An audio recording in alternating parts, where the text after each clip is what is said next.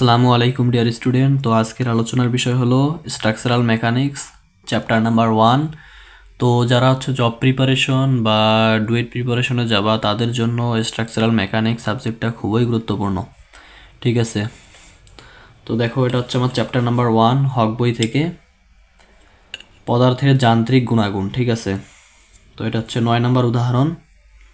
চিত্রে প্রদর্শিত একটি লৌহদণ্ডে 5000 কেজি টানা বল প্রয়োগ করা হয়েছে। ঠিক আছে, একটা লৌহদণ্ডে 5000 কেজি টানা বল প্রয়োগ করা হয়েছে। যদি modulus of elasticity E equal 2 × 10⁶ KG per বর্গ সেমি হয়। ঠিক আছে, কেজি পার বর্গ সেমিতে মান দেয়া। ঠিক আছে, তবে দণ্ডটির মোট বিকৃতি কত হবে? কি বলছে? মোট বিকৃতির মান চাইছে। ঠিক আছে, তো এটা হচ্ছে আমাদের কি চিত্র দেয়া থাকবে। তো এই চিত্রটা দেয়া ছিল প্রশ্নের মধ্যে। ঠিক আছে, তো এই চিত্রটার দেখো দুইটা অংশ। ঠিক আছে, একটা হচ্ছে এ থেকে বি সেকশন, একটা হচ্ছে বি থেকে সি সেকশন। তো এ থেকে বি সেকশনে দেখো দুইটা বল কাজ করতেছে। একটা হচ্ছে এদিকে হচ্ছে কত 5000 কেজি, এদিকে হচ্ছে আবার কত 5000 কেজি। ঠিক আছে, আবার দেখো এই বিসি সেকশনে আবার হচ্ছে 5000 কেজি বল কাজ করতেছে এইদিকে, এইদিকেও কিন্তু 5000 কেজি বল কাজ করতেছে। ঠিক আছে, তো এই এবি সেকশনের হচ্ছে আবার কত, এই এবি সেকশনের হচ্ছে আমার ব্যাস দেয়া আছে 6 সেমি, আর দৈর্ঘ্যের মান দেয়া আছে কত? দৈর্ঘ্যের মান দেয়া আছে 4 মিটার। ঠিক আছে, আর বিসি সেকশনের হচ্ছে ব্যাস দেওয়া আছে 3 সেমি, আর ব্যাস আর দৈর্ঘ্য দেওয়া আছে আমার 2 মিটার। ঠিক আছে, তো এটা কিন্তু মিটার থেকে আবার হচ্ছে কি সেন্টিমিটার নিতে হবে। এখন দেখো কি বলছে, এই দুইটা সেকশনে মোট বিকৃতি চাইছে।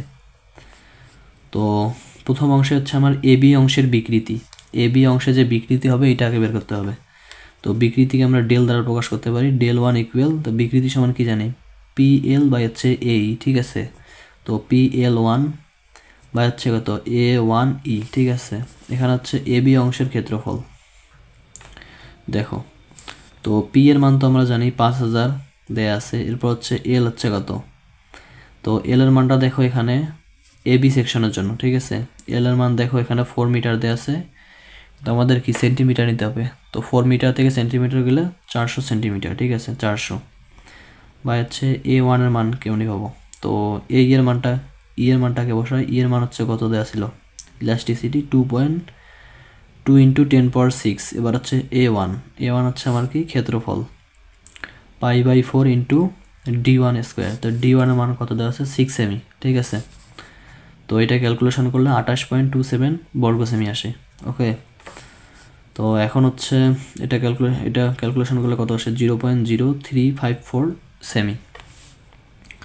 আমরা হচ্ছে এ আর হচ্ছে কি বি সেকশনের বিকৃতি পাইলাম 0.0354 সেন্টিমিটার। এবার হচ্ছে আমরা কি বি এবং সি অংশের বিকৃতি বের করব।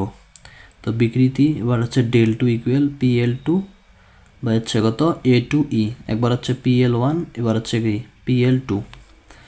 তো পি এর মান ওই একই 5000, আর L2 হচ্ছে কত, L2 হচ্ছে দেখো দৈর্ঘ্য কত 2 মিটার দেওয়া আছে, 2 মিটারকে সেন্টিমিটার করব 200। এরপর হচ্ছে A2, তো A2 ইকুয়াল কি লেখা যায় π/4 × d2 স্কোয়ার। d2 এর মান হচ্ছে কত 3।